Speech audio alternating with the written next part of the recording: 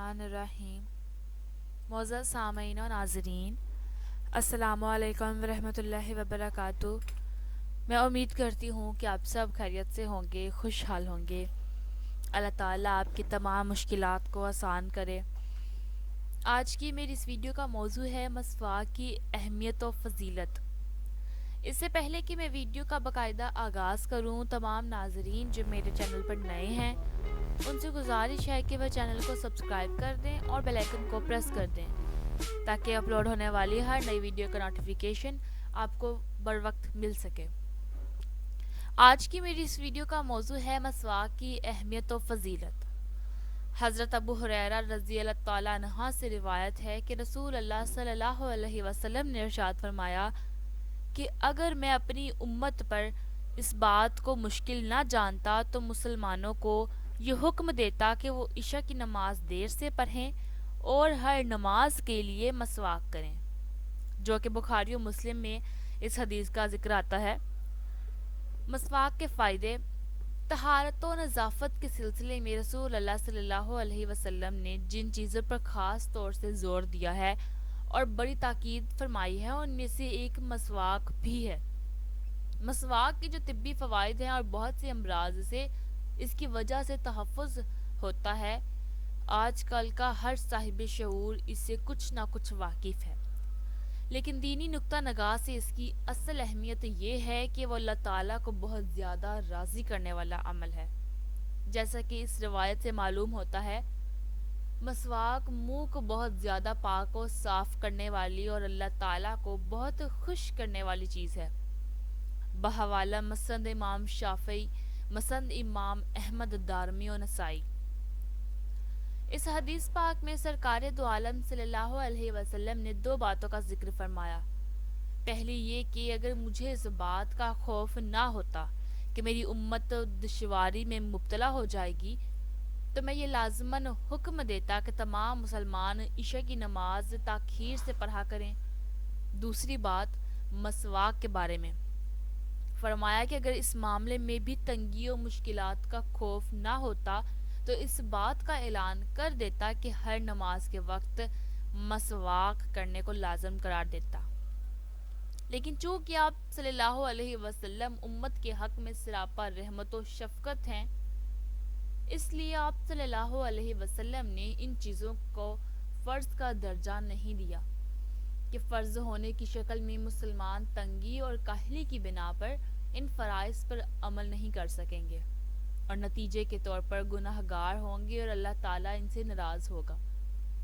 لہٰذا ان کو صرف مستحب ہی قرار دیا کہ اگر کوئی شخص ان پر عمل نہ کرے تو اس سے کوئی پوچھ نہیں ہوگی اور نہ ہی اللہ ان سے اس بات کا سوال کرے گا، جبکہ اللہ کے جو کہ بندے اس پر عمل پیرا ہو جائیں تو یہ ان کے حق میں سراسر سعادت و نیک بختی کی بات ہوگی۔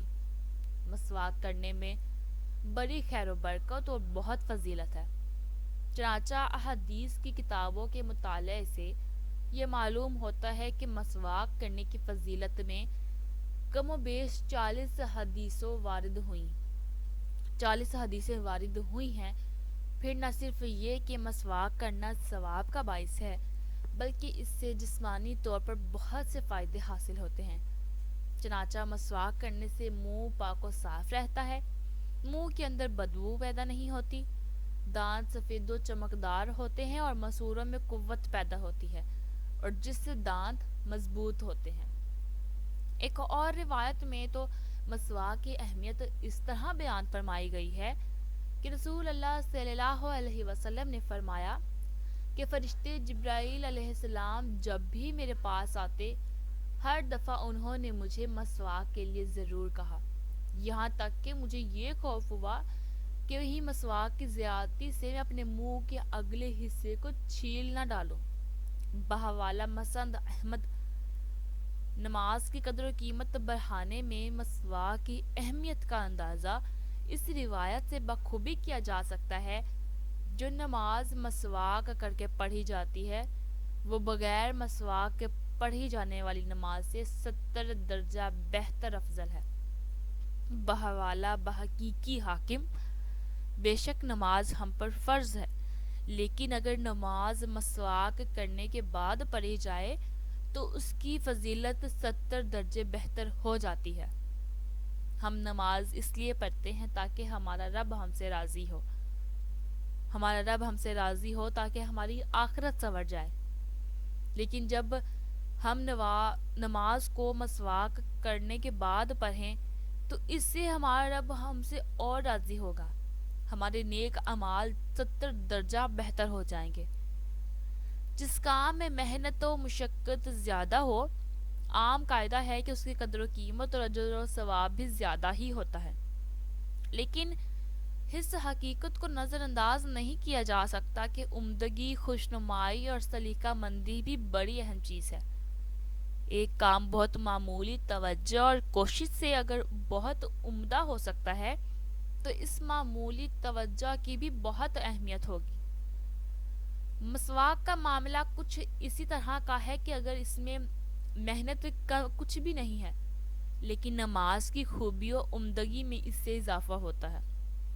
اگر ایک کام عام طریقے سے ہو سکتا ہے تو اس میں تھوڑی سی معمولی توجہ کر کے اس کام کو بہتر بھی کیا جا سکتا ہے۔ جیسا کہ میں ابھی بتا چکی ہوں کہ نماز بہتر ہو جاتی ہے، نماز کی عمدگی، شائستگی، خوشنمائی، سلیقہ مندی بڑھ جاتی ہے اگر ہم مسواک کرنے کے بعد نماز پڑھیں، اور انسان بارگاہ خداوندی میں جس منہ سے ہم کلامی کرنے والا ہے اسے پاک صاف کر کے تیار ہو جاتا ہے۔ یعنی کہ جب ہم اللہ سے گفتگو کرتے ہیں تو ہمارا منہ ہمیں بلکہ ہم خود ہماری زبان پاک صاف ہونی چاہیے۔